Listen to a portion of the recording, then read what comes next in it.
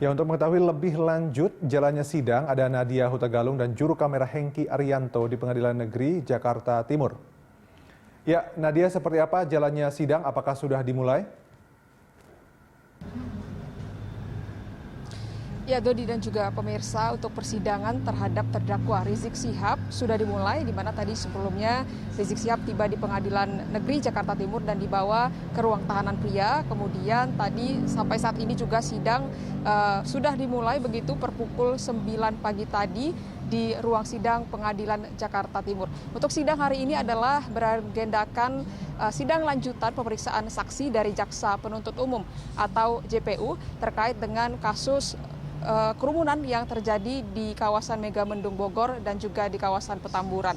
Untuk hari ini saksi yang dihadirkan seperti yang Anda katakan tadi adalah sebanyak 9 orang saksi, di mana 9 orang saksi ini akan diperiksa dalam 2 sesi yang berbeda begitu, di mana untuk sesi pertama yang sudah dimulai sejak pukul 9 pagi tadi adalah dilakukan terhadap 5 orang saksi, yaitu terkait dengan kasus dengan nomor perkara 226, yaitu terkait kerumunan yang terjadi di Petamburan, dan nantinya siang hari nanti akan dilanjutkan dengan pemeriksaan sisa saksi yaitu sebanyak 4 orang, yaitu terkait dengan kasus dengan nomor perkara 221, yaitu kerumunan yang terjadi di Petamburan.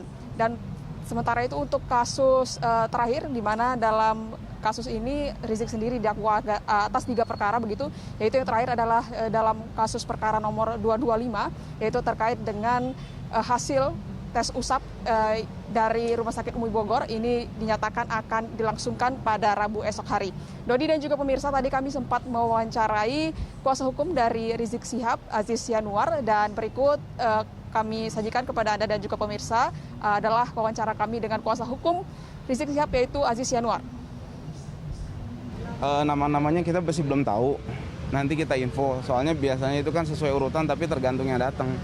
Iya, seperti biasa unsur-unsur sama pasalnya itu kan sama keterangan mereka ya, itu kita pas apakah sesuai, kita coba sesuaikan apakah itu memang sesuai dengan faktanya gitu kan, dan kita fokus ke unsur sih, apa unsurnya memenuhi atau tidak sebagaimana yang dituduhkan oleh pasal-pasal tersebut sih. Itu aja sih sementara ini, karena kan belum jelas ya, nanti saksinya nanti kita infoin seperti itu. Ya, Dodi, demikian tadi wawancara kami dengan kuasa hukum Rizik Syihab, Aziz Yanuar. Sementara kembali ke Anda di studio, Dodi. Ya, baik. Jadi kami revisi atau kami update. Tadi informasi sebelumnya ada 5 saksi, tapi Anda menyebutkan ada 9 saksi. Mungkin bisa disebutkan beberapa di antaranya, Nadia, dan kami juga ingin tahu apakah ada bukti baru yang akan dihadirkan di sidang kali ini.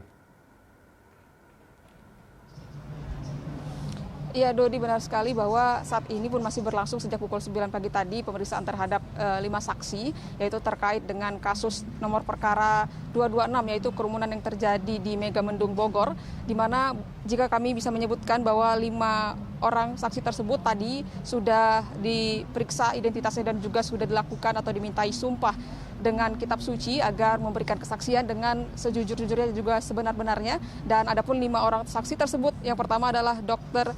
Ramli Randan, yaitu adalah Kepala Puskesmas di kawasan Megamendung Bogor. Kemudian juga ada Dadang Sudiana, yaitu adalah Babin Kamtipnas yang ada di Polsek Megamendung. Kemudian ada Dr.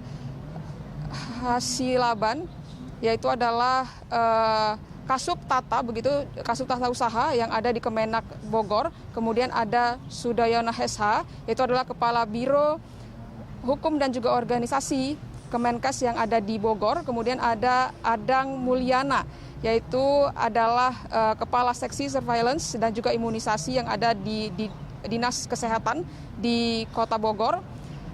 Dan demikian tadi adalah 5 orang saksi yang tadi sudah dimulai persidangannya dari pukul 9 sampai dengan hari ini juga masih berlangsung. Dan terkait dengan bukti yang diserahkan hari ini ataupun juga jalannya pemeriksaan sampai saat ini memang belum bisa diketahui secara utuh begitu, di mana memang untuk persidangan saat ini masih berlangsung dan juga untuk masuk ke dalam persidangan ini sangat dibatasi. Saat ini awak media saja memang hanya diperbolehkan untuk mengikuti sidang dari luar gedung begitu, dan hanya diberikan fasilitas sebuah televisi untuk bisa mendengarkan dan bisa melihat, namun memang kualitas audio pun memang kurang memungkinkan, sehingga kami para media juga tidak bisa mendengar dengan jelas bagaimana sidang berlangsung. Namun tadi memang berdasarkan informasi yang kami dapatkan dari kuasa hukum Rizik Syihab, Aziz Yanuar, menyatakan mereka berharap bahwa dalam persidangan kali ini nantinya juga dihadirkan, yaitu seseorang yang melaporkan kasus kerumunan di Petamburan dan juga di Megamendung, untuk dihadirkan hari ini, di mana mereka ingin dikatakan untuk menggali 2 alat bukti begitu, dan juga ingin ditanyakan apakah ketika ia melaporkan kasus itu apakah langsung dibawa ke tahap untuk sebagai penyidikan ataukah juga penyelidikan. Namun berdasarkan juga dari persidangan sebelumnya, di mana juga merupakan sidang pemeriksaan saksi, ada beberapa hal yang ditemukan begitu, di mana diantaranya adalah yang pertama bahwa dari saksi tersebut salah satunya adalah Kapolsek dari Tebet Timur mengatakan bahwa memang benar Rizik Syihab mengajak masyarakat begitu untuk mendatangi acara yang ada di Megamendung ataupun juga di Petamburan. Ketika itu Rizik Syihab sedang mengisi pengajian di kawasan Tebet Timur.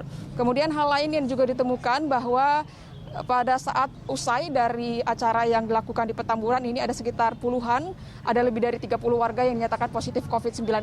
Selanjutnya ada juga bahwa Rizik Syihab menyatakan ia merasa pihaknya didiskriminasi begitu karena banyak yang ia menyatakan kasus lain yang dianggap memunculkan kerumunan namun tidak diproses begitu untuk melakukan tahap selanjutnya di proses hukum.